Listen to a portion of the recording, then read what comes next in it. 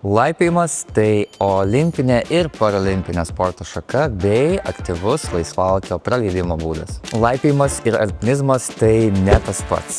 Alpinistai kopia kalnais ir siekia jų viršūnių, tuo tarpu mes, laipiotojai, lipame uola bei treniruojamės laipiojimo salėse. Laipiojimo sporto varžybose išskiriamos 3 disciplinos – boulderingas, sudėtingas įlipimas bei greitasis lipimas. Boulderinge lipamos trumpos trasos ant neaukštos sienos, dažniausiai iki 5 metrų, o saugumą užtikrina minkšti čiužiniai. Šioje disciplinoje varžomasi, kas įlips daugiau trasų per tam tikrą laiką. Pasitreniravę salėje, boulderingistai dažniausiai važiuoja savo jėgas išbandyti ant tikro akmens.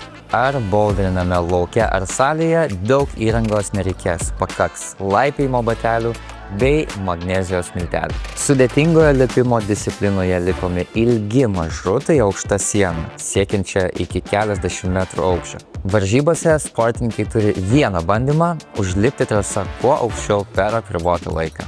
Čia saugumui užtikrinti reikalingas partneris, saugojimo renginys, apraišai, virvė bei kita įranga. Greitasis lipimas tai vertikalus sprintas ir čia atletai varžosi, kas greičiau užlips 15 metrų sieną, standartizuota trasa. Jų saugumą užtikrina automatinė sauga.